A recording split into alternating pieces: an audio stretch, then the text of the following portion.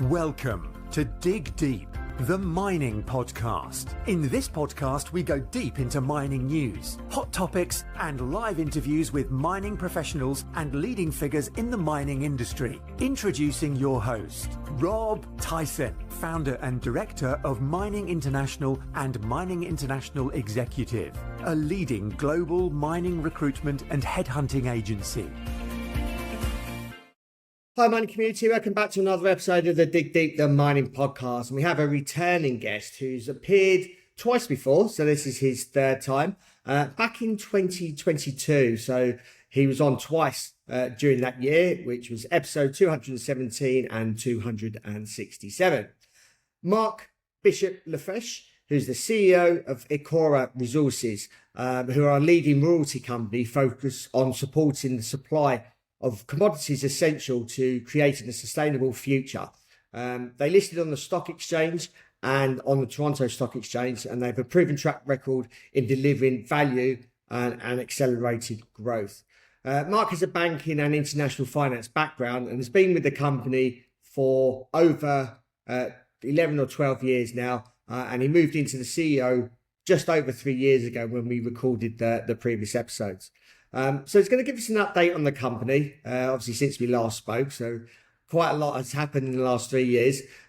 Why have they changed their focus and their recent acquisition, and update us on the current royalty market, and obviously a lot more. I just want to give a shout out to our sponsors, Hawcraft, who are leaders in property risk management in the mining industry since 1992. They offer insurance risk surveys, construction risk reviews, and asset criticality assessments, and more. They work across 600 sites globally and support all areas of mining, resources, and mineral extraction. So if you're looking for any property and insurance risk management services, then please visit their website at www.hawcraft.com, and all the details are in our show notes. Marc, welcome back to the podcast. How are you? Very well, sir. Very well. Great to be back. Thanks for having me. Yeah, no worries. And as we were just speaking off air, you were on the podcast 3 years ago, and obviously a lot has happened since then. And as you mentioned, time does fly quickly. So, first of all, for those that didn't listen to the previous episodes, I just wonder if you can give our audience a little bit about yourself. Tell us a little bit about yourself, a little bit about your career. Obviously, I mentioned you come from a finance background, finance and banking background. So I just wonder if you can just walk us through your career and then how obviously you got involved with Ecora Resources. And obviously, I know you've been with the business for quite a while, but I just wonder if you can just tell us about your career. Absolutely. Well, I started off in investment banking here in London at Citigroup. And I worked in the natural resources space, which perhaps was predestined as a Canadian originally. And then I worked in a fairly short secondment in leverage finance when the opportunity then arose to join Ecora in the business development team, which to me I thought was just absolutely brilliant. On one hand, to that point, I had spent quite a lot of time in the mining sector. I was very passionate about mining. And furthermore, royalties as instruments are a bit of a mix between equity. The royalty acquisition process is not too dissimilar to, has parallels to an M&A transaction timeline. And royalties and streams, as we all know, have many debt-like features. So unbeknownst to me, my career up to that point actually had me fairly well suited to transition into royalty and streaming. And it's hard to believe it's already been as many years as you just described, Rob. Yeah. So first of all, I just wonder if you can just give us an overview of Ecora. And obviously, I know since we last spoke, there has been obviously some transition and a different focus. So we can go into that in a little bit more detail, but I just wonder if you can just give us a snapshot of the company. Yeah, well, when we last spoke, Ecora was entering into a period where you're expecting to see this beginning of a transition away from met coal as that royalty is approaching the end of its life. And from a revenue perspective, a catch-up, if you will, almost, between our revenue complexion and the portfolio's net asset value. So met coal, when we spoke in 2022, still represented the large majority of our revenue, but was still the minority relative to other assets we have in the portfolio total of our net asset value. And fast forward 3 years, I think we now really come to a point where you're starting to see, starting this year and beyond, but really free cash flow growth from a lot of the assets we put into the business. The challenge at Ecora, since the day I joined, frankly, is that we had this amazing royalty in Kestrel, just an incredible royalty. I mean, it's hard to conceive of a better royalty in terms of its characteristics, the ratchet that exists, the defensiveness of the royalty, given that royalty is actually not a contractual agreement, but generated by virtue of land ownership, which as far as royalty instruments go, are the best in terms of survivability, counterparty risk, a number of reasons there. But like all good things, that mining at that operation was expected to move out of our royalty lands at the end of the decade. It certainly wasn't a choice to exit Kestrel. That asset was being depleted. So since 2014, really, what we've been very focused on is redeploying those Kestrel cash flows and putting new royalties into this business that are of equal quality, but also extend the business's revenue profile and runway for future income into the multiple decades, as opposed to less 1 decade roughly. So it's been really exciting, and I think we've navigated this transition, which are always difficult, as best as we could. And when you look to the future, I think 2025 will be a pretty important year for this company.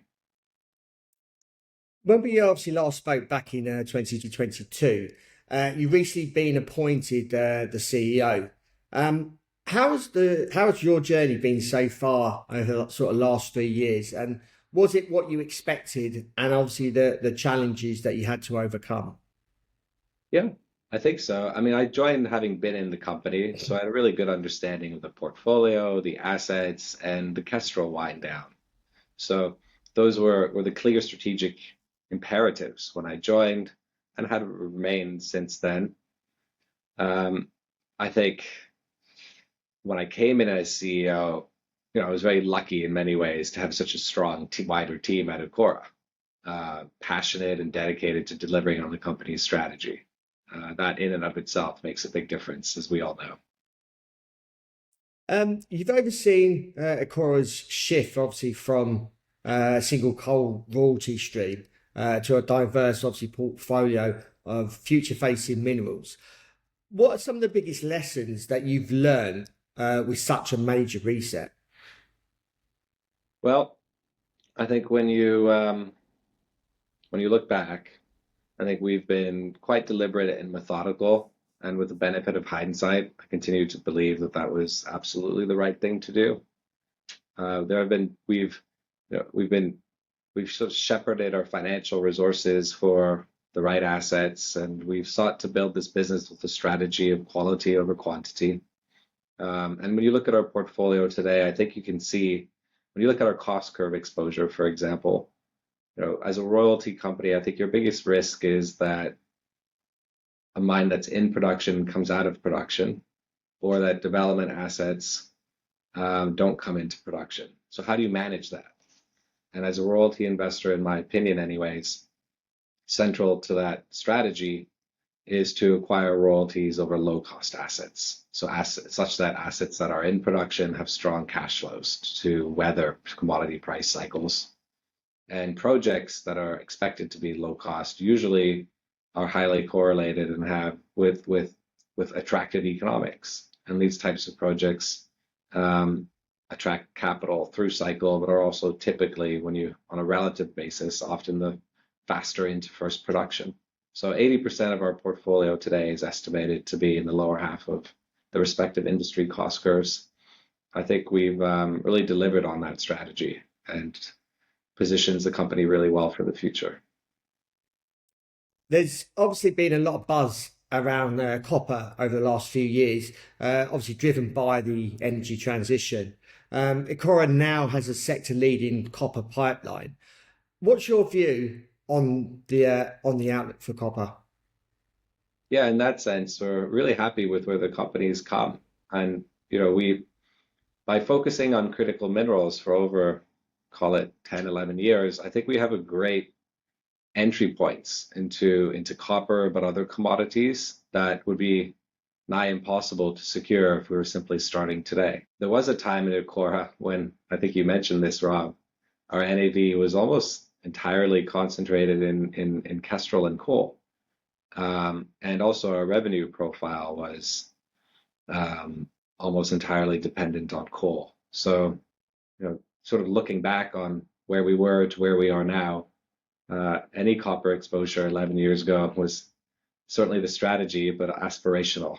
And to today be in a position where we've secured those entry points and built that pipeline, I think when we look to the future, we do so with a lot of confidence and optimism with regards to our copper organic growth pipeline, but other assets in our portfolio as well. Copper specifically, though, I mean, on the demand side, copper, we've deliberately sought copper as the core commodity exposure in our portfolio, and from a demand perspective for copper, whether or not one believes in the thematic of continued urbanization, grid infrastructure, renewable energy, EVs, data centers, robotics, some combination thereof, or all, or amongst other factors, at the center is copper as a conductive agent for electricity. So really sound long-term fundamental demand drivers. And on the supply side, I'm not saying anything that I'm sure many of your guests haven't already said. We've seen a long period of relatively low capital expenditure, developing copper project, exploring for new projects, and the forecasts over the short, medium, and long term continue to be quite positive in terms of an expected supply deficit emerging. So I think that if you had to sum it up, I think we're really happy to have sort of started building those exposures. Even 6 years ago, the long-term copper price was only $3 per pound. Today, it's $4.50 almost per pound. So having secured great entry points, I think it positions the business really, really well as a platform to continue to grow. You've announced a new acquisition earlier this year in obviously the copper space, a royalty on the Mimbula asset in Zambia. I just wondering if you just talk us through Ecora's approach to acquiring new streams, and how do you decide whether a project is suitable for the company? Well, we always start with the project itself. And I mentioned earlier cost curve positioning. So in other words, how much it costs to produce the material, and how much insulation and how much margin there is as commodity prices move up and down through commodity price cycles. And that somewhat synonymous with the quality of the ore body. So that's obviously an incredible focus of ours. And then from there, management teams. Because as a royalty and a streaming investor, we're not actually the ones on the day-to-day running the operation, delivering on project execution, build-outs, brownfield expansions, greenfields, or taking projects up and through the development curve. So the good, strong counterparties in terms of sector expertise and ability to deliver on these projects is pretty fundamental. And good counterparty capitalization. Not that anything always will go wrong, but being well capitalized and able to deal with things that could go wrong is obviously a focus. Entry points, of course, matter. What we look for is we seek to avoid pricing royalties at cyclical prices where we think we don't have commodity price upside. And I think as the royalty model, there's a lot of exposure to nominal factors that suggest that over time you're likely to exceed your base case commodity price forecast. So 20 years ago, the price of copper was $1 per pound, roughly. Today, roughly $4.50. And I don't know if it'll be $18 per pound in 20 years. But these commodity prices generally tend just to track inflation. In addition to the price upside that may exist from supply deficits as demand grows in a lot of the commodities we have exposures to.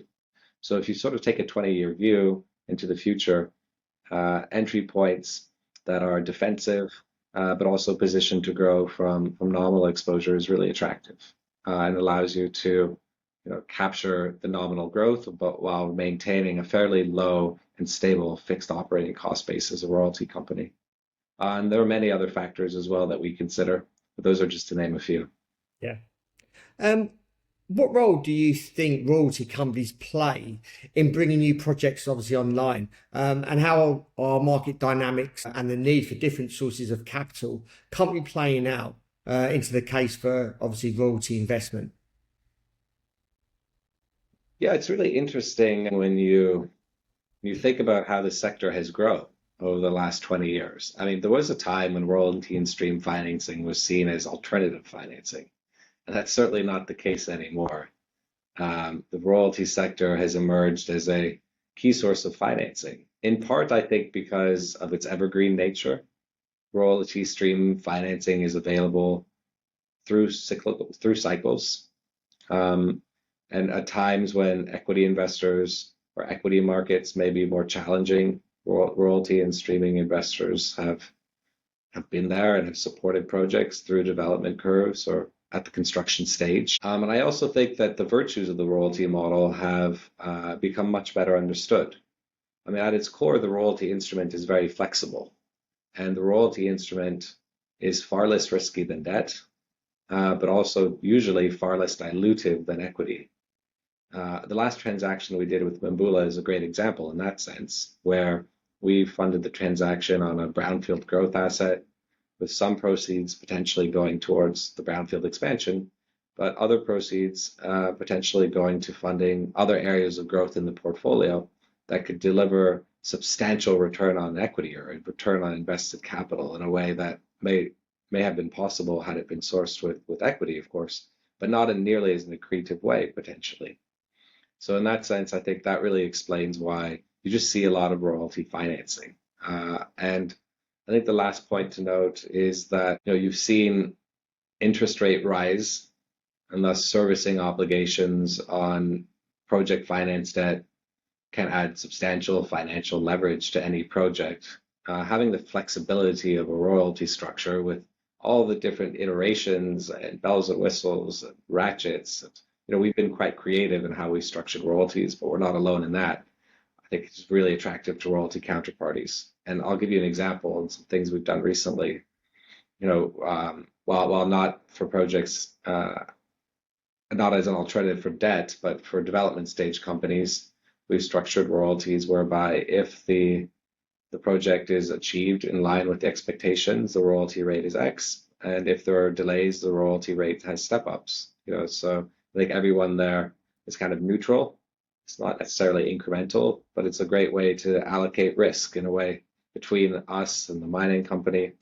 That's not really possible with equity, for example, right? It's much more difficult to do something like that with debt. So a kind of a long way of saying that the royalty instrument itself allows such bespoke solutions for on a case-by-case basis that we've seen it emerge as a really attractive financing source. And I would expect that to continue for the foreseeable future. We spoke 3 years ago. How would you assess the sort of project pipeline and potential for projects over the last 3 years in terms of quality, the amount of projects that come across your desk? I just wonder if you can just give the audience an overview of what the project market is like at the moment in terms of you assessing in those projects that come across your desk. Yeah, Ecora is somewhat differentiated in that sense, simply by virtue of our commodity strategy. There are quite a few royalty companies targeting precious metals exposures. Ecora, our strategy is critical minerals. And so what the next question is, well, what is that critical mineral suite include? And that's a broad list. It's actually broader and faster to say what it doesn't include than what it does. So base metals, right? Specialty metals, battery metals, or energy storage metals more broadly, and more. So we are busy. You can imagine we see a lot of different opportunities across the commodity complex. And I think the nature of the opportunity set has evolved slightly as well.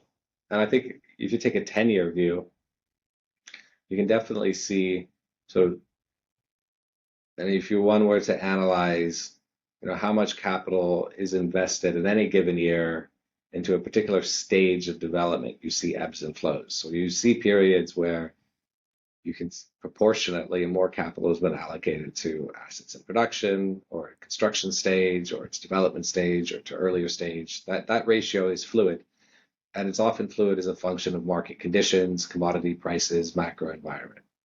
So by no means is it static, or at least that's how I've observed it. And where we sit today, I think we see there's a great, for us anyways, in terms of what we're looking to achieve as Ecora. You see, number one, level of macro choppiness, right? Last year, really driven by monetary policy. This year, more so driven by tariffs and trade policy.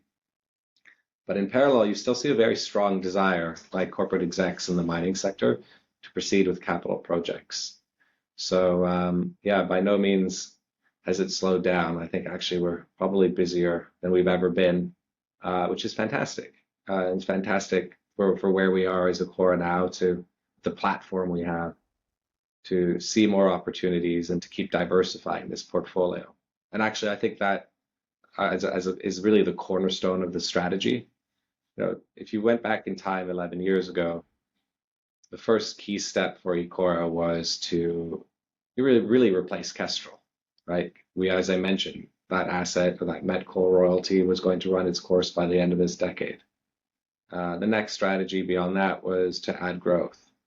And now it's really a story of diversification, I think. We have 9 producing royalties. That's a lot better than 1, but not as good as 20, right? We have a number of projects that are permitted and really at the front edge of a final investment decision stage and construction stage, which is great, but not as good as 3 times that amount, and so forth. And as you go deeper into our longer dated pipeline, there are some just fantastic assets at the longer end of our pipeline. One of them in particular being a uranium royalty over a deposit that's recently been discovered by NextGen, the Patterson Quarter East, which to date has, according to NextGen anyways, similar characteristics to a deposit that's directly south called Arrow, which has the potential to produce 20 to 30 million pounds of uranium for a very long mine life.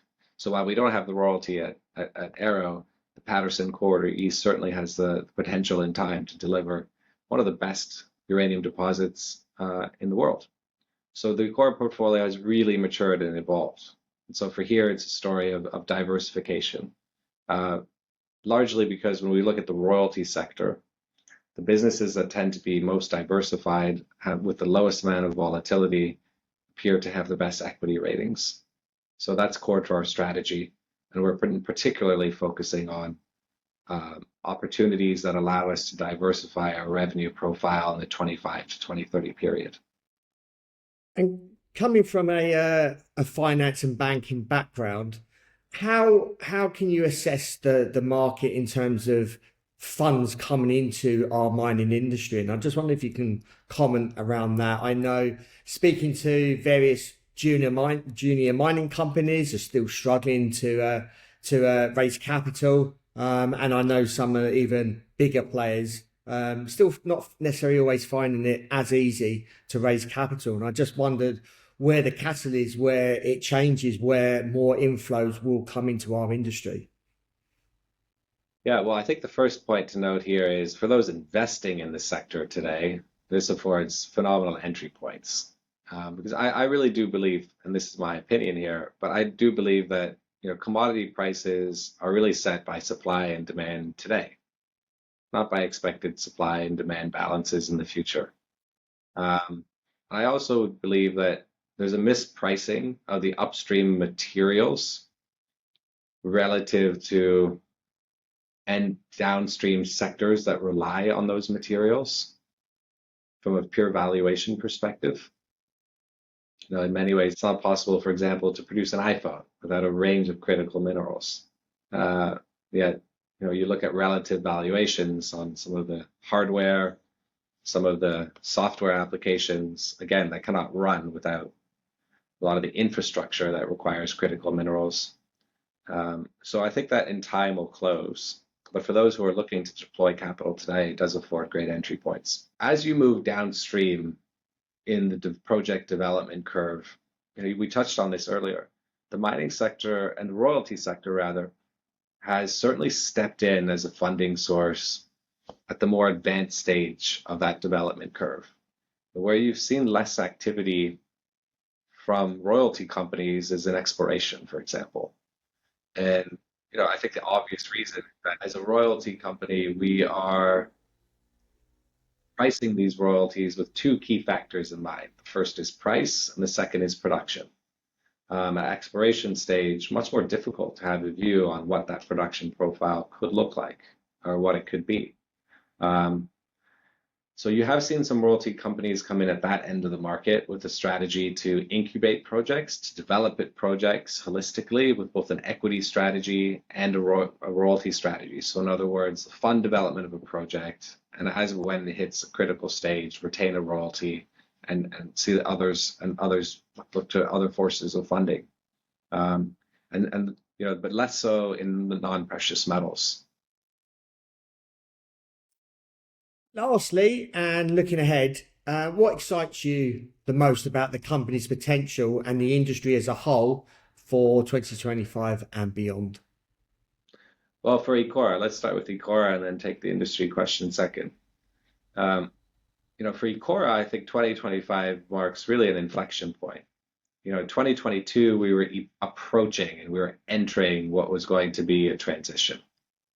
If you fast forward the clock to 3 years later, I think 2025 is a start when we start to see the free cash flow potential from the assets we've put into this company. And that really starts with around our base metals assets. So, in particular, Voisey's Bay, Mantos Blancos, and Mimbula, but carries on for the rest of the decade and other assets at the development stage. Voisey's Bay, where we have a cobalt stream, has saw a transition from an open pit mining operation to an underground mining operation, which was unfortunately delayed and took a bit longer. But what it's meant is that what we have not seen yet is just what that asset can do for us as Ecora from a free cash flow perspective. And Voisey's Bay is now really hitting its stride. We've seen a big step in volumes in Q4 of last year, and that's carrying through this year, and we're seeing it already in Q2.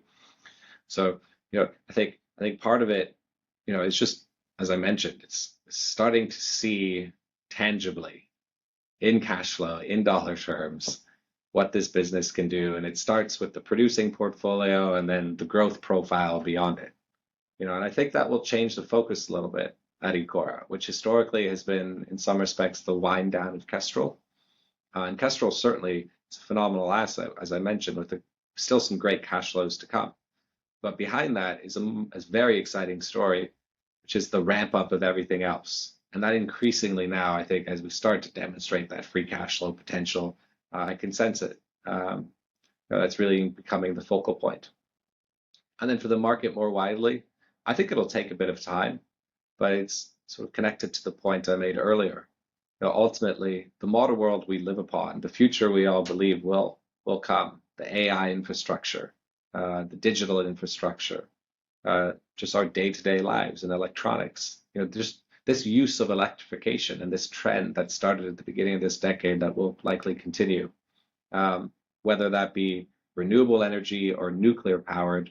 Electricity is electricity to some respects. It's fungible, and thus, the demand for electricity and the need for these critical minerals to me is really, really clear. So I think it's really exciting to see that increasingly play out over the course of the first 25 years of the century. And I think we're in for a really exciting ride the next 25 years as well. Certainly. Marc, thank you for your time coming on the podcast again. Give us an update on Ecora Resources. We're talking about obviously your new projects and portfolio, and also speaking about the royalty streaming industry as well. So thank you for your time. if our audience wants to reach out to you, if they obviously want to follow the story and follow the company and yourself, how can they go about doing that, and what social media platform channels are you on? We're on LinkedIn and Twitter, so you can reach us there. And if not, the best way to do so is to reach out to ir@ecoraresources.com, and that goes straight to Jeff Callow. Yeah, no worries. We'll include those all in the show notes for easy access for audience to view. Thank you again. Hopefully we can speak sooner than 3 years' time. Hopefully you can come on the podcast next year and give us an update, and hopefully we'll have some more royalties within the portfolio that you can discuss. Although, Rob, I've just really shown my age. It's not Twitter. It's not Twitter anymore, is it? It's X. It's X. Yeah, I think our audience. I even call it Twitter. I think our audience will know what the difference is between X and Twitter, and obviously it's the same. So no, we can live with that. Well, thanks so much for having me, Rob, and look forward to coming back again soon. Yes, certainly. Thank you for listening. Hope you enjoyed that episode. As always, appreciate your continued support, and please can you share this episode far and wide. We haven't had a royalty streaming company on for a while, so it would be good to educate our industry or update our audience with what's happening in the royalty and streaming industry. So thank you for sharing these episodes far and wide. And until the next episode, happy mining. Thank you for listening. Remember to reach out to Rob via the show notes, and be sure to subscribe and leave a review. Until next time, happy mining, helping each other to improve the mining industry.